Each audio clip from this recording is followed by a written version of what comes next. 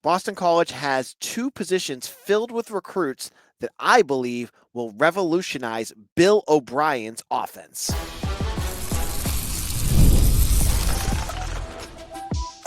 You are Locked On Boston College, your daily podcast on the Boston College Eagles. Part of the Locked On Podcast Network, your team every day. Hello, everyone, and welcome. This is Locked On Boston College, your team every day. I'm your host, AJ Black. I've been covering BC for 10 years, and now I am part of Eagle Insider, part of the 247 Network, the industry leader in Boston College coverage. I'm so excited to bring you our daily Boston College podcast. Today's episode is brought to you by FanDuel. Right now, new customers can get $200 in bonus bets when your first $5 bet wins. On today's show, we're going to kick things off with the transfer portal. Well, actually, we'll get into the transfer portal in basketball. We're going to look at two positions that I believe the targets that Bill O'Brien is going after will greatly improve Boston College's offense, no matter who they get out of this group. So let's kick that off. Now, the wide receiver position at Boston College has undergone quite the revolution since this time of Jeff Hafley starting. You go back just 10 years, and wide receivers at BC, they were not effective. You had a few that would stand out. You know, your Andre Challengers, your Alex Amadons, but mostly the wide receivers you brought in, they were never NFL targets. They were never NFL recruits level.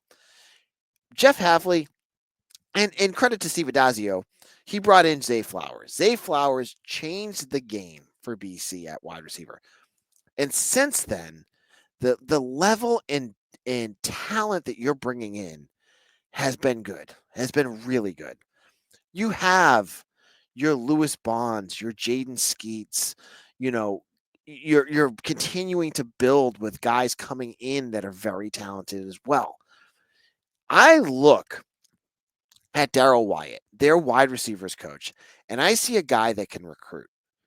He's a quiet guy, and as someone who covers their wide receiver recruiting and all sorts of recruiting for Eagle Insider, he's the biggest enigma out of the whole group. But you can't deny what he can do, which is deliver good wide receivers. And I look at the class of 2026.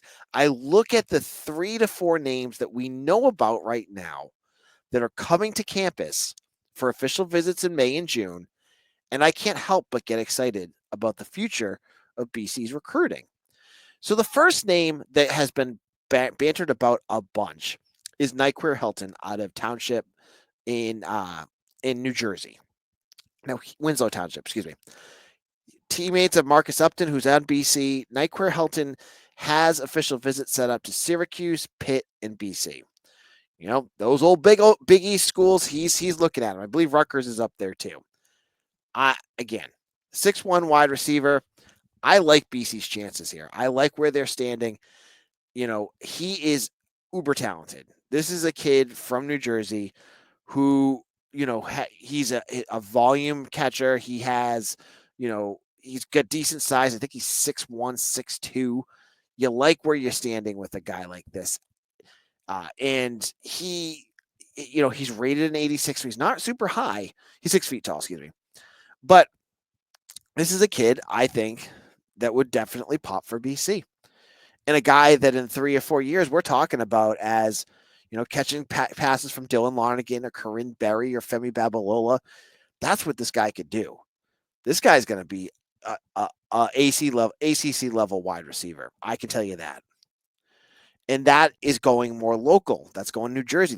That's your roots right there. That's where BC has always had their success. I love seeing Boston College back in Jersey. You know, we've seen it a few times in the last couple of years, and you know, you got other guys like linebacker Steve Klein that they're looking at, showing you that New Jersey is still a priority for Bill O'Brien and his staff, as it should be. You can't just let Rutgers run that. You have to challenge them for it. So he's one. Massiah Mingo, he's another one. Now, Massiah Mingo is from Sierra Canyon in California, And he also is a name that I think a lot of folks are going to be wanting to watch for. He's rated around the same, as um, he's right around the same as Nyqir Helton. And he has official visits set up to BC, Minnesota, and there's a third school, and I'm totally blanking on which one it is. No, he's only set those two up. He's set up unofficial visits too. Well, guess what? You like speed, Sierra Canyon is the place to get speed. They've had so many players come out of that school that are loaded with speed that this is, I mean, if you're just going off reputation alone, Massiah Mingo is going to give you a speedster. I love speed. It's my addiction in college football. Get guys that are fast. Get guys that are talented, but get guys that are fast. Talent in the NFL is what's going to win out. Speed in college is what wins out. So I look at this kid. He ran a 10.96 100-meter dash, and he shows short area quickness and long speed according to run away from defenders, said Greg Biggins. He projects as an ideal slot receiver. I mean, given those track numbers, and I just said this on 2 days ago on our episode, give me track stars every day and tomorrow. This kid is going to get you that guy. Like, he's going to be the speedster. Now, I'm not going to, I'm into takes, but I'm not into stupid takes. I'm not going to compare him to Zay Flowers because you're going to get a Zay Flowers once in a while in college football.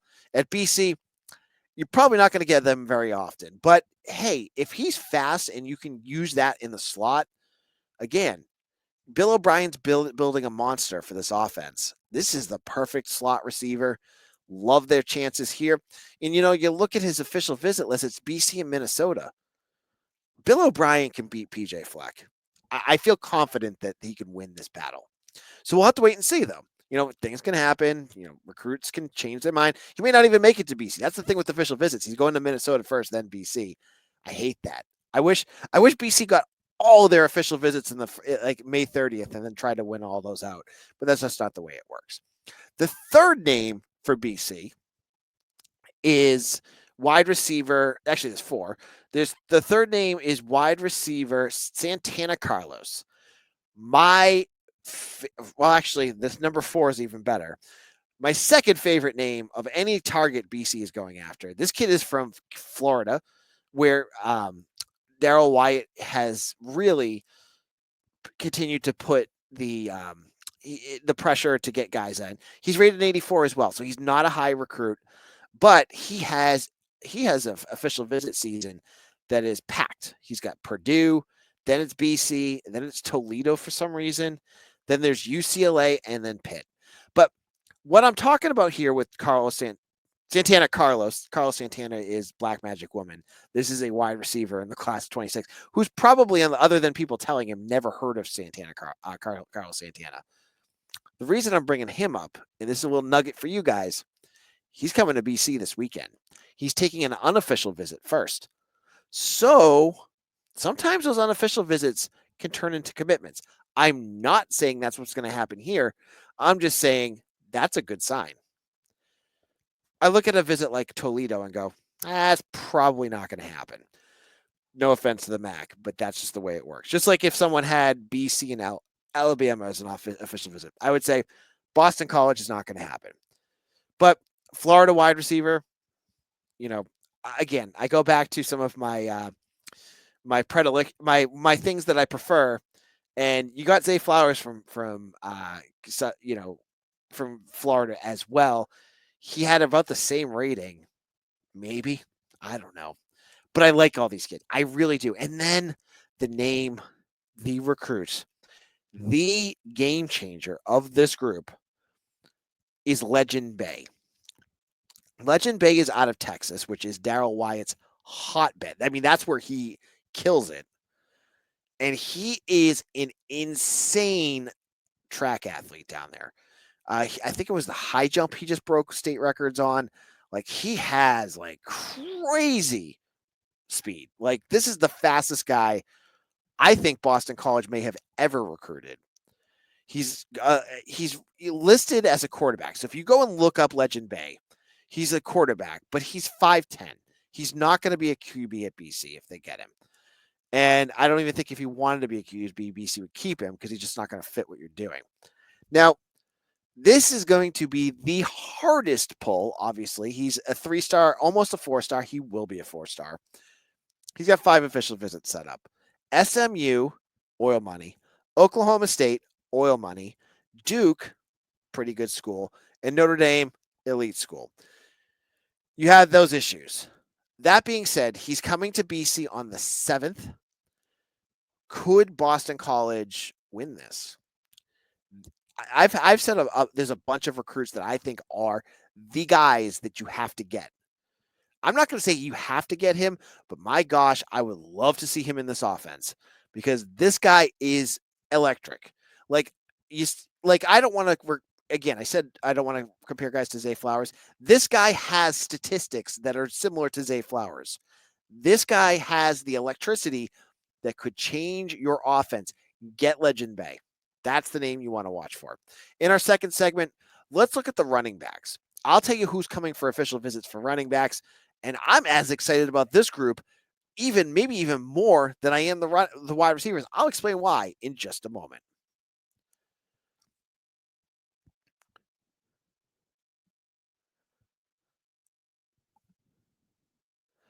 Daylight savings snuck up on us again, and if you're feeling that lost hour of sleep, 5-Hour Energy has your back. The extra sunshine means more time for fun, but sometimes you need a little boost to power through. Whether you're staying up watching the NCAA tournament, squeezing in a round of golf after work, or just trying to get yourself up after a busy day, 5-Hour Energy gives you that quick, refreshing pick me up whenever you need it. I'm a hardworking man. I'm balancing a whole lot. Sometimes I am just dragging, and 5-Hour Energy gives me that boost to get through it and get all those things that I need to do. Check off all those things on my to-do list and get things done. So head to 5hourenergy.com to find over 15 flavors to choose from, including watermelon, blue raspberry, and peach mango. You can even build your own 12 or 24 pack delivered right to your door. Need one now? Grab a 5-Hour Energy shot at your local grocery or convenience store. They're everywhere. Stock up today and stay energized. This is Locked On Boston College, your team every day. And I want to shout out all my everydayers out there. All of you Boston College sickos that love Boston College so much that you have tuned in to a daily Boston College podcast hosted by me and have listened every day. And to all of you who have not checked it out, I want to recommend you our subtext. I went crazy the other day sending a whole bunch of them out.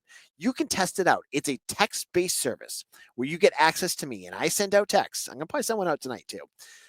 Talking about everything BC, whether it's I was watching the game or there's recruiting news or anything.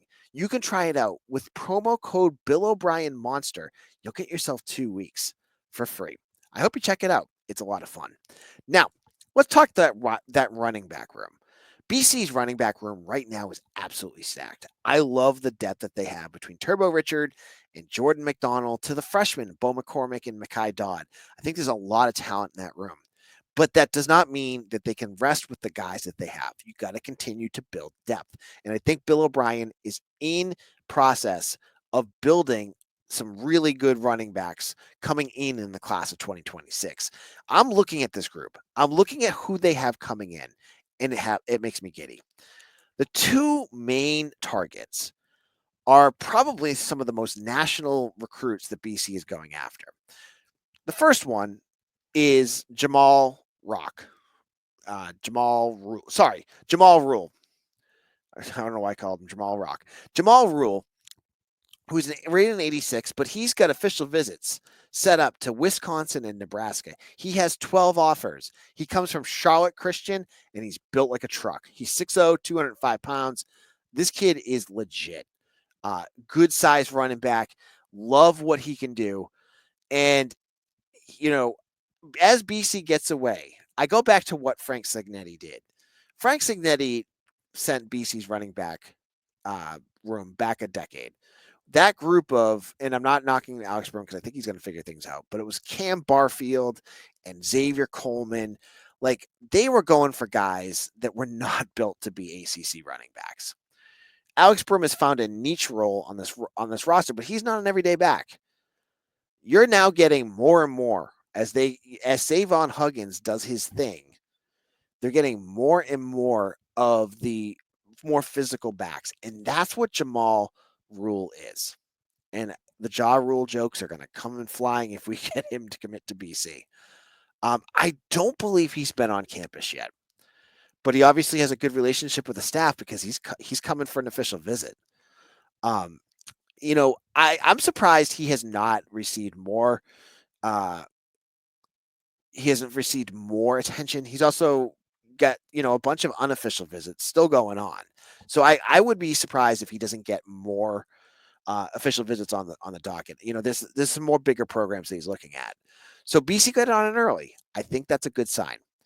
Now the bigger name, the one that I think BC is probably in the best shape with, is Henry Ollinger, who we've talked about on this podcast. He's from Ohio, Grandview Heights, Ohio, and I thought BC was in rough shape with him a couple of weeks ago when he went to visit Miami and had a visit there, and I think he got offered. But Miami just took a running back. So, maybe that's a good sign for BC. He's almost a 4-star. This is an almost 4-star recruit.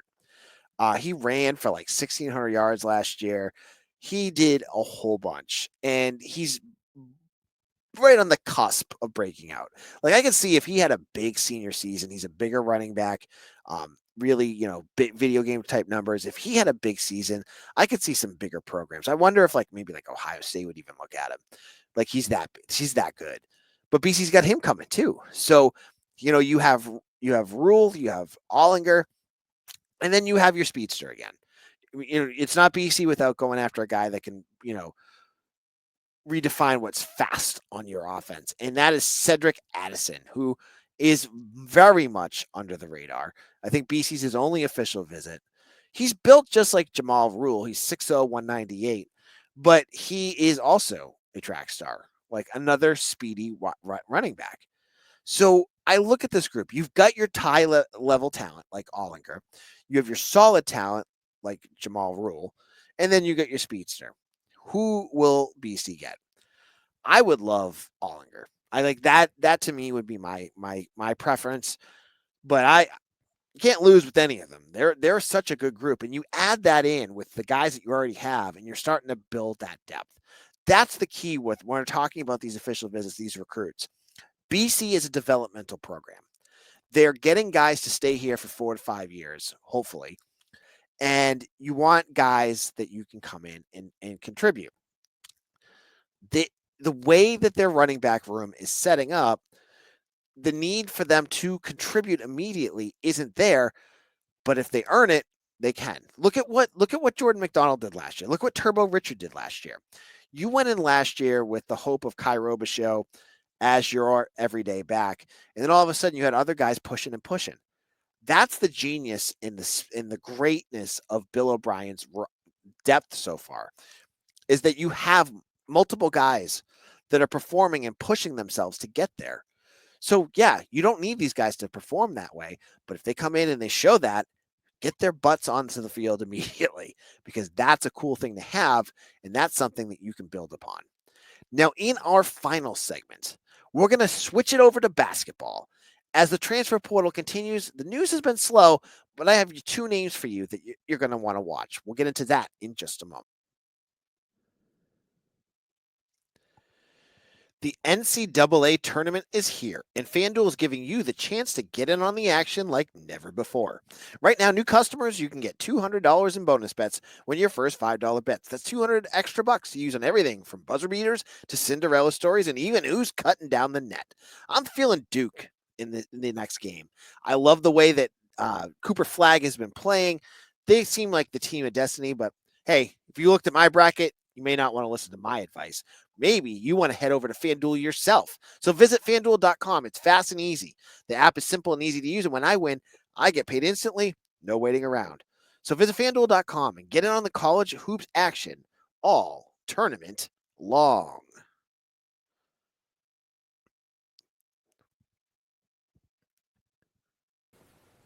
The NCAA tournament is here, and so is the bracket breakdown. Locked On Podcast Network and Amazon Fire TV channels are teaming up to deliver NCAA tournament coverage like never before. Watch studio shows featuring former players and Locked On's local experts as they guide you through every upset, buzzer beater, and bracket matchup. Stream it all for free on Amazon Fire TV channel. Search Bracket Breakdown to see it all for free. It's your team every day. This is Locked On Boston College, your team every day. And if you want more great coverage, a second listen for you today, go check out Locked On ACC, hosted by Kenton Gibbs and Alex Dono. They're talking everything ACC. You can't beat that on YouTube or wherever you get your podcast. Now, as we mentioned on yesterday's show, Boston College has landed one transfer so far, and that is Aiden Shaw out of Mizzou. But they still have multiple spots to fill, and they have needs, as I mentioned before as well, where they need to get help up front. They need centers. They need a lot. So I've been looking at names. I'm looking at realistic names for BC. I'm not going to give you names that BC has no chance of getting, that are either too expensive or going to end somewhere else. But I want to give you a few names that maybe are worth watching. The first one is guard Sam Brown out of Penn. Now, Sam Brown is a 6'4", 6'3" sophomore out of Pennsylvania who averaged 13.9 points per game last year and 3.3 rebounds. He had 61 assists, 20 steals, and 52 three-point baskets. He was all ACC, all Ivy. He scored 19.3 points per game in the Ivy League. So he's a scorer. Yes, it's the Ivy League. But he's a guard that can score. He has shown he can score. He's not like, again, Josh Beadle or Chaz Kelly, who has never shown that they can score. He has proven he can do it. Whether he can do it at the top level, maybe that's a chance you have to take. And now he's been linked to BC. He's already been contacted by BC. Will the Eagles look at him? He's a need. Like, you did not, like, you had some good scores. You have guys that are, like Donald Hand, but it would be nice to have a scorer like Sam Brown with him too. If Earl Grant wants to go three guards, you go Brown, Payne, and Hand. That's a decent group to go with. I think that could be an exciting one for BC to go for. We'll have to wait to see if he comes on campus. The other name is from a school that you're probably going to get upset about, and that is Deywilk Tavarez from the College of Charleston, which is where Earl Grant was from.